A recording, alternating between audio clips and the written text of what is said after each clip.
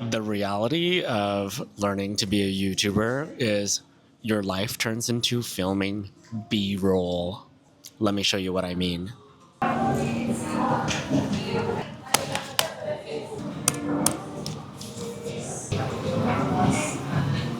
So, just for that shot, I had to film right behind me to establish the scene, and then I try to do what I've learned in all of these filmmaking videos or vlogging or documenting videos, a wide shot, like a bigger shot to establish the scene, establish your environment where you are, and then a mid shot, and then like a close up shot.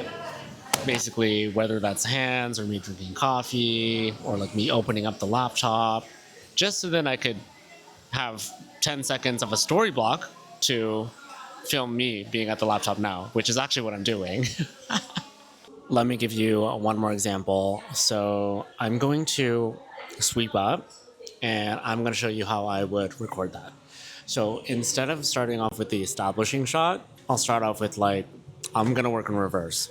By the way, I did not go to school for this. This is just what I've learned as far as like how to record story blocks and how to like tell a story. This is me experimenting and like developing a style as an amateur, but this is how I would film me sweeping hair from like where I'm currently at.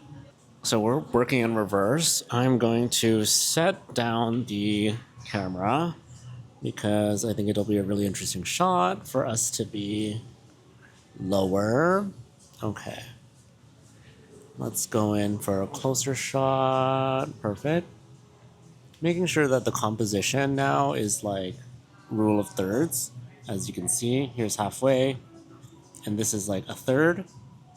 So it'd be interesting to be sweeping up hair right here in the second thirds. That's how I set up composition. All right. It's really not that deep. This is how I record literally while I'm working. I'm going to place the camera here for some visual interest. Make sure that the composition is set up. Okay, that's cool. It's not that deep. I'm going to finish sweeping, and this is what it's going to look like.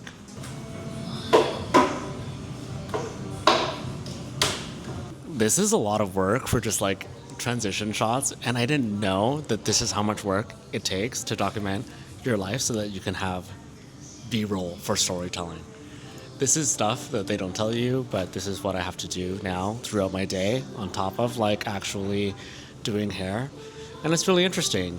But at the end of the day, the way that I look at it is this is a new skill that I'm learning so that I can become something else. Not the skills that I expected to learn, but as somebody who can only cut and color hair, it's been super fun to learn this. I'm gonna set the camera up here. This is a little bit too low. I'm gonna put the camera on a bleach container. And I feel like this is a cool composition. So this is where I would fold my tape or something, which is legitimately what I have to do because I'm cleaning up the station, but I need the shot of it.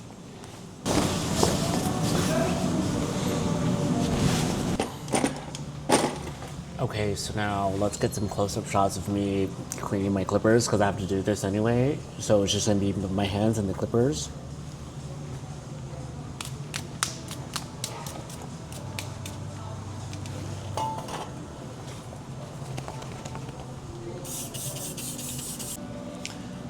Let's change the angle for this one.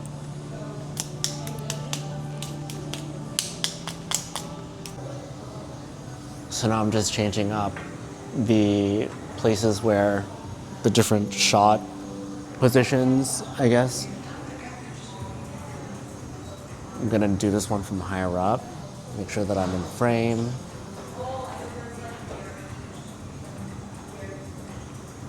Pretty good.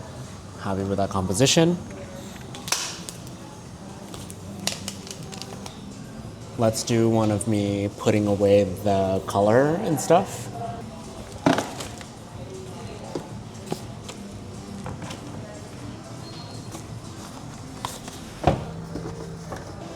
So yes, that is the process of how I film things, and that's really it.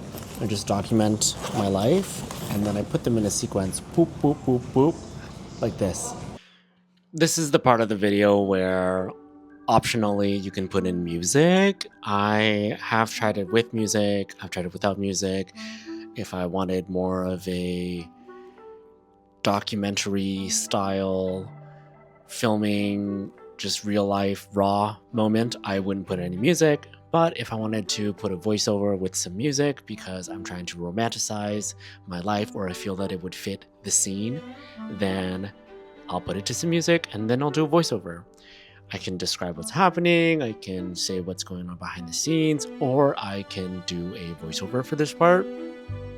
And that's it. All to me cleaning, pretty much. And then now off to a cafe. So this is my actual process, by the way. Doing hair, recording B-roll throughout the day, depending on what story I want to tell.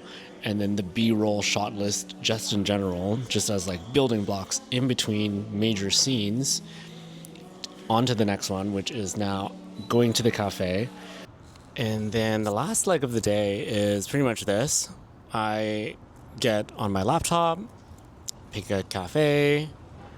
This one's just right by my house, and I've already grabbed my groceries, so just being on the go.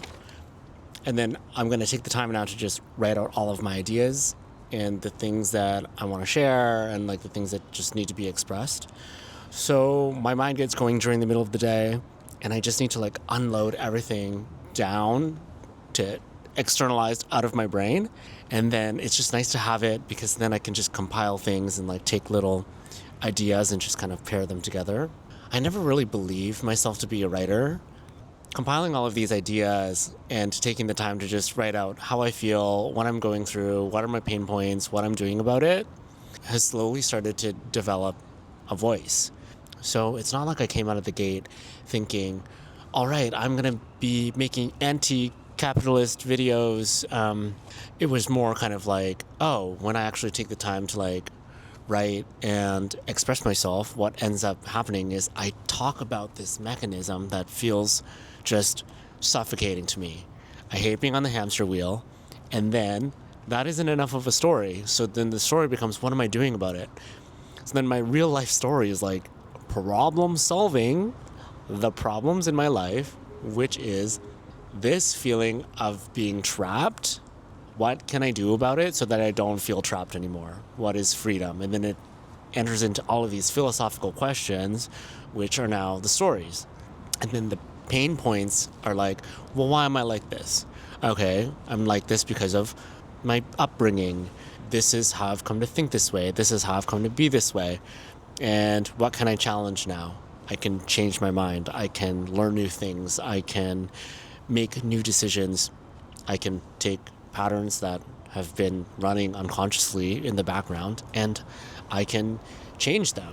I think that speaks volumes to a value of mine, which is self-agency, which is you always have a choice. So return the choice to you because you can always do something about it. Thank you. Oh, that looks so good. No, oh my gosh. Enjoy. Thank you so much. And if it didn't seem like I'm filming in public, now you know it. I just got my food. Oh, look at this. It looks so good. That's it. That's all I have to say about the creative process today. Life is literally filming B-roll and then going to cafes and writing out my ideas and then figuring out how I'm going to film and tell the stories next time from what I unpack in my journaling in my real life. Because if you're going through something, chances are somebody else is going through something, and that story deserves to be told. Hopefully that was insightful and really valuable into the process. The reason that I'm doing this is because I just want other creative friends. I want other people to be doing it too, so then I have somebody to talk to about it. And that's a really interesting way to make friends, but that's what I'm doing. Also, I just don't want anybody to feel like if you're trapped and feeling like you want to do something different. I feel like this is more realistic in terms of like what you might encounter and what you'll go through in terms of like what you're learning and like how it is actually a lot of work to have a full-time job and then also do this as well. that's all I really have to say. Hopefully, that was valuable and insightful for anybody who's thinking about starting the process. Hopefully, that was relatable because I'm really just problem solving that my life is going to be like this and going to be the same, and I don't love that, and I want it to be different. That's it. Okay, bye.